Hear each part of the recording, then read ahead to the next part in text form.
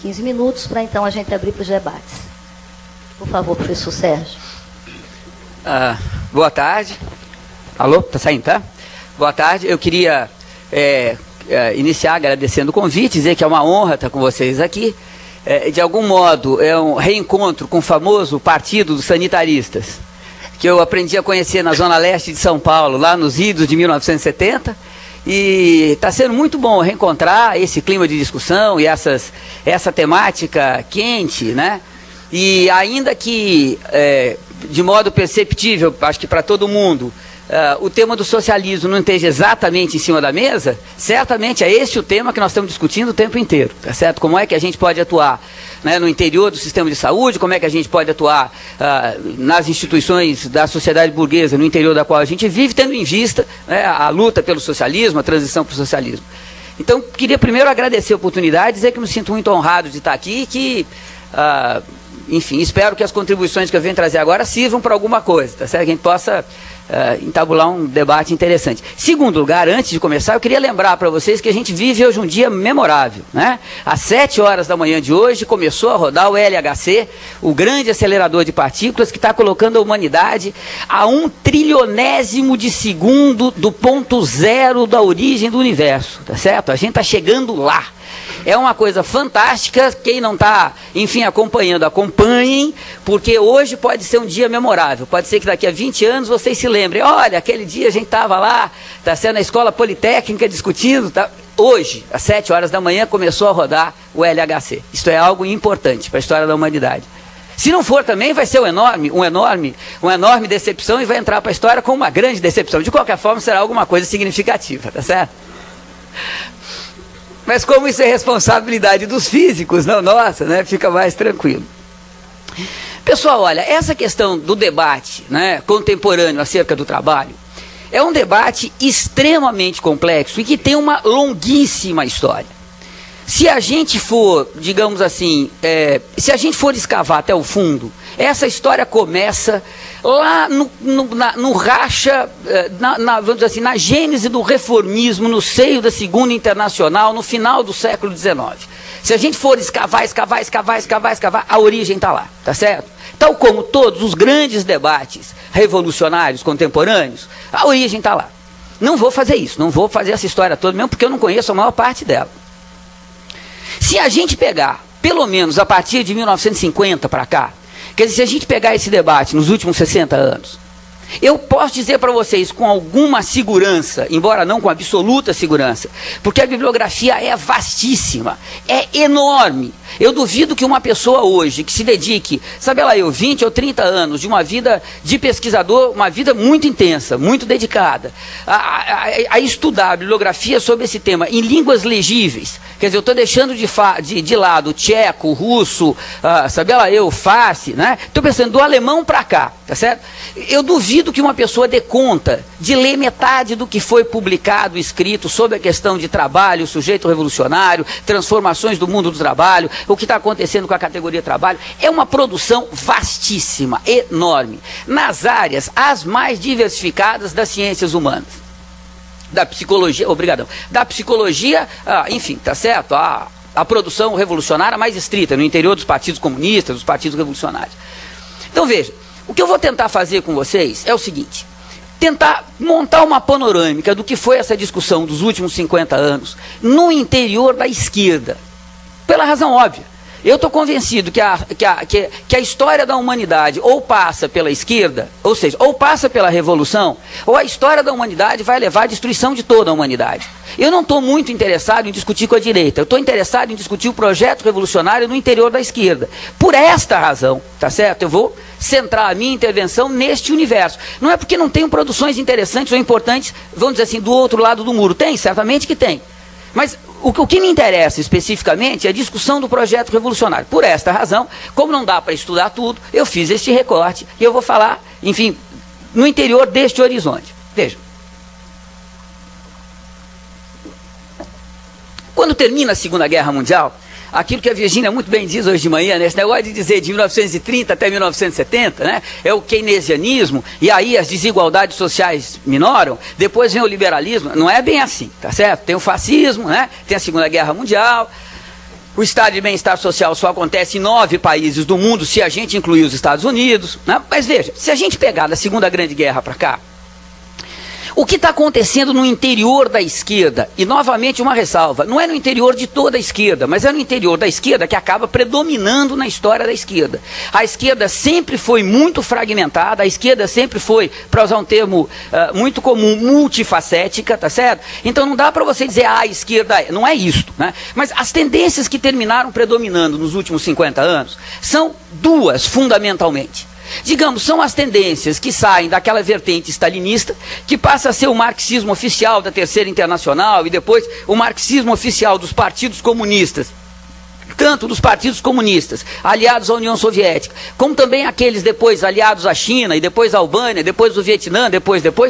Este quadro, né, que eu vou chamar amplamente de stalinismo, e uma outra vertente, uma outra, digamos assim, um outro manancial, uma outra vertente, que vai ser a social-democracia, que também é muito heterogênea, não é uma coisa toda fechadinha. Mas se a gente pegar o que está acontecendo, né, no bloco soviético e o que está acontecendo com esse debate no bloco ocidental, entre os revolucionários no bloco ocidental, nos dois lados está acontecendo algo muito semelhante. Veja, do ponto de vista da União Soviética, pós-Segunda Guerra Mundial, stalinismo consolidado, não resta dúvida que aquilo não caminha para o fim do Estado, das classes sociais, da propriedade privada e do casamento monogâmico. Ou seja, aquilo não caminha para o comunismo. Tá certo? Não caminha. Eu sei porque o pessoal fica encasquetado com casamento monogâmico, não dá para discutir isso hoje, mas se vocês quiserem um dia a gente discute, tá certo? Isso faz parte da plataforma tradicional da Revolução Comunista, né? O casamento monogâmico é parte integrante da propriedade privada, é parte integrante da sociedade de Estado, é parte integrante do Estado. Mas não dá para entrar nisso agora, embora eu adoraria, mas não dá, tá certo? Isso é legal, dá uma discussão muito legal, tá certo? Termina explicando por que mulher usa salto alto e homem usa gravata, chega lá. Tá certo? Mas não dá para entrar agora. Mas dá para explicar, pessoal. Dá, tá certo? Dá. É legal para dedéu. Mas veja. Voltando ao trabalho. Veja, o que vai acontecer é que quando no interior da União Soviética se consolida o stalinismo, você tem que justificar a organização da produção no bloco soviético, que é uma organização muito semelhante ao bloco ocidental. Você tem diretor da fábrica, você tem, e lá embaixo você tem toda a hierarquia que controla o trabalho do operário manual dentro da fábrica e que produz mais-valia dentro da fábrica. Você tem que justificar isso como sendo socialista. E a única forma que você tem de justificar isto como sendo socialista é dizer o seguinte, olha, como na União Soviética a produção é feita não por uma classe social, a burguesia, mas é feita para o povo em geral, então você não tem mais no interior da fábrica aquela separação que a gente tinha na época do Marx, entre o engenheiro, o administrador de pessoal, o burguês, que controlam o trabalho operário e que exploram o trabalho operário, e do outro lado, o operário que é explorado. Eles vão dizer, não tem mais diferenciação de classe entre o trabalho manual, que realiza a transformação da natureza, e o trabalho intelectual. Veja, o trabalho intelectual não é o ato de pensar. O trabalho intelectual é o trabalho de controle sobre o trabalho que produz a riqueza. Tá certo? Então eles vão dizer, na União Soviética não tem mais diferença entre trabalho manual e trabalho intelectual. E, portanto, com algumas mediações, não é imediato, mas, portanto, não tem mais a separação entre trabalho produtivo e improdutivo. E isto passa a ser o mainstream, a principal vertente da discussão acerca do trabalho que vai ocorrer no interior dos partidos comunistas. E aí o Partido Comunista Francês joga um papel muito importante no cenário internacional. Qual é a tese?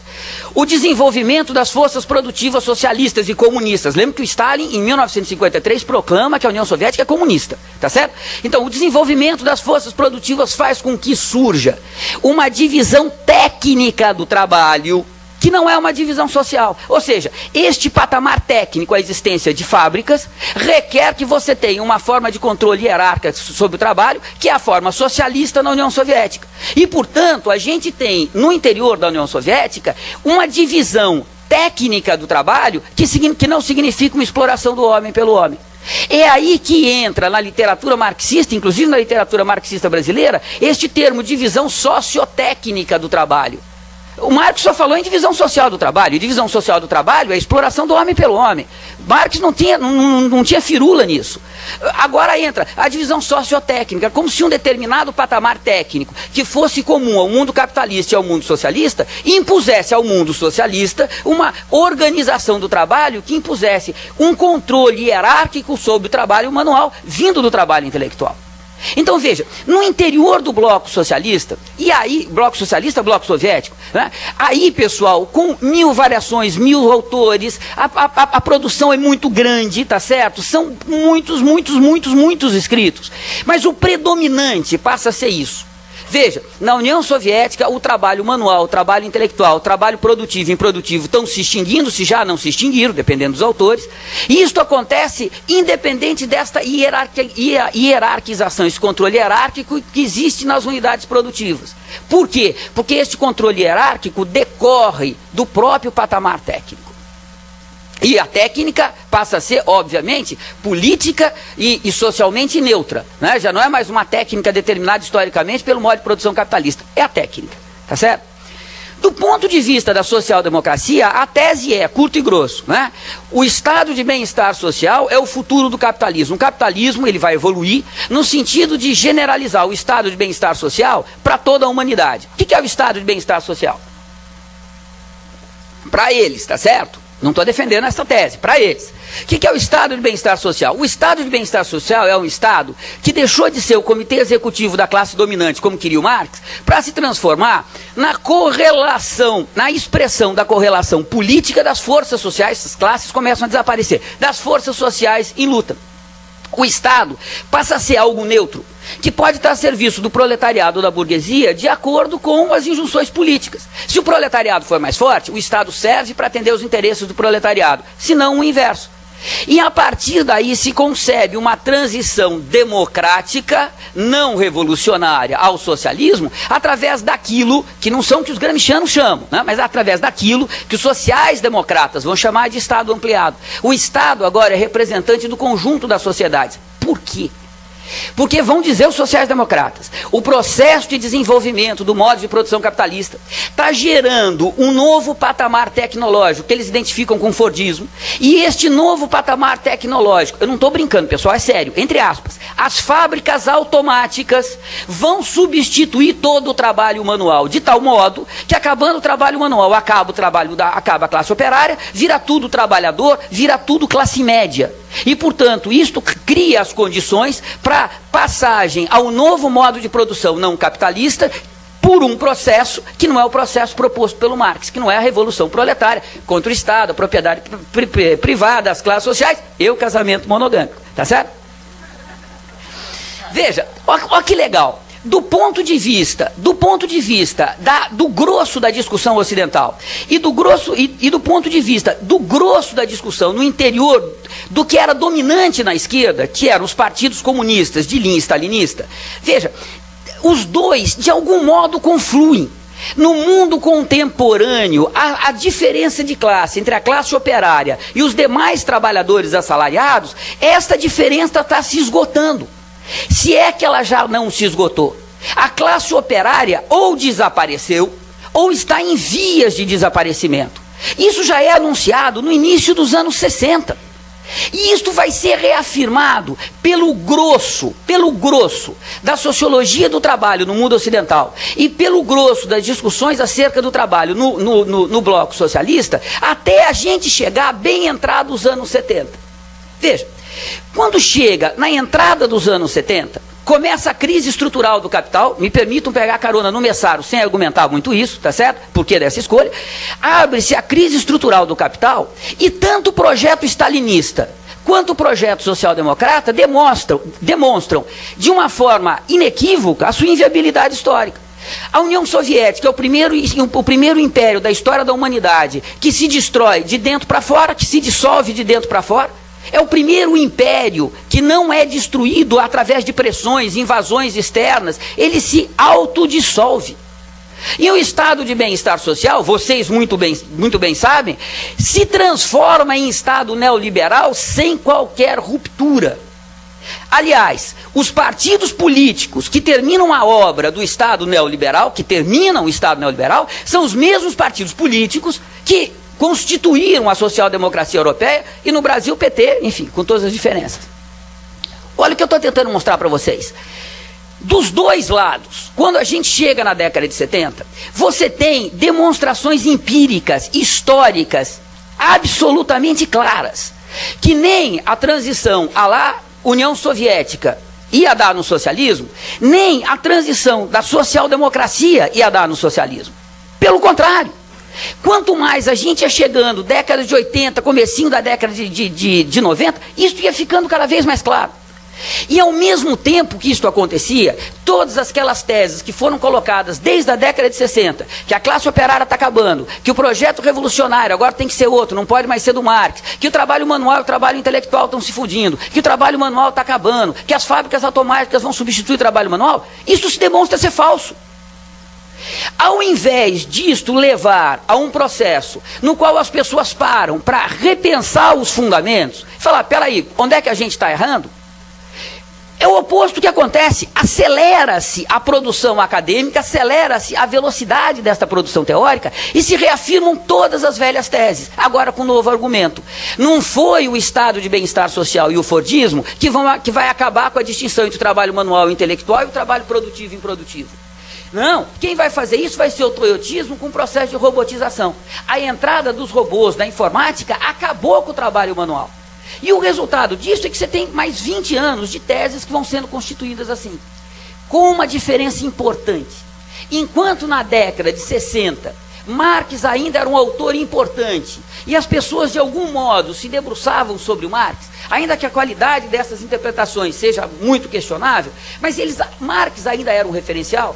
Quando a gente chega na década de 80 e de 90, não é que Marx deixa de ser um referencial. Marx continua sendo um referencial, mas da seguinte modo, ó, se constitui um consenso que as categorias marxianas acerca de trabalho, trabalho produtivo, trabalho improdutivo, trabalho intelectual, trabalho manual, portanto, trabalho e trabalho abstrato, são categorias confusas, incoerentes, inconsistentes, e que, portanto, veja, Marx é uma bela inspiração na melhor das hipóteses, mas a gente tem que achar uma saída, porque Marx deixou uma confusão dos diabos. Então se constitui um certo senso comum no debate contemporâneo. Marx é importante para dizer o seguinte, olha, Marx foi um pensador importante, mas ele não resolveu o problema. E eu tenho a chave para resolver o problema. E cada teórico tem a sua solução, que faz com que ele tenha aquele 15 minutos de fama e que depois caia no ostracismo rapidamente. E isso acelera rapidamente. Né? Esse ritmo da produção, essa forma de produção, acelera rapidamente. Junta-se isso, digamos assim, com este espírito pós-moderno, que vai entrando na discussão das ciências sociais. Cada vez mais a discussão tem que ser curta, pequena, grossa e rápida, leve de preferência, e a discussão dos fundamentos vão todos ficando para trás. Veja, o que eu estou dizendo para vocês? Não há nenhuma evidência empírica, nenhuma. Não tem nenhum estudo empírico, nenhum. Eu não estou dizendo a maioria, estou dizendo, não tem nenhum que demonstre que o trabalho manual está acabando. Que o trabalho manual está diminuindo é uma questão a ser discutida. Que ele está em extinção, não tem nenhum que demonstre. Não tem nenhum trabalho que demonstre que a produção de mais-valia pela classe operária deixou de ser a fonte de toda a riqueza da sociedade burguesa contemporânea. Não tem nenhum que demonstre. Não tem, pessoal, um único estudo que demonstre que o trabalho intelectual e o trabalho manual estão se fundindo ou estão imbricando. Não tem. E não tem nenhum estudo empírico que demonstre que o trabalho produtivo e improdutivo estão se fundindo. Não tem nenhum. Isto são hipóteses, são teses. Não tem nada que demonstre. Tem 5 minutos. Não tem nada que demonstre. Veja, o que eu estou tentando dizer para vocês? Não só o debate, ele foi se tornando de teses cada vez mais antigas, mas o debate foi se tornando cada vez mais superficial. Eu vou dar um exemplo, só para pegar um exemplo entre muitos. Logiquini. Logiquini foi um autor que durante um determinado período aqui na década, final da década de 90, teve um enorme impacto aqui no Brasil, né? A sociedade informática, é isso? Ou a revolução informacional, a sociedade informática é do Schaff. Veja, qual é a tese do Logiquini? Pensem, a tese dele é o seguinte, a mercadoria só pode ser mercadoria se for este tipo de matéria, que tenha peso e massa.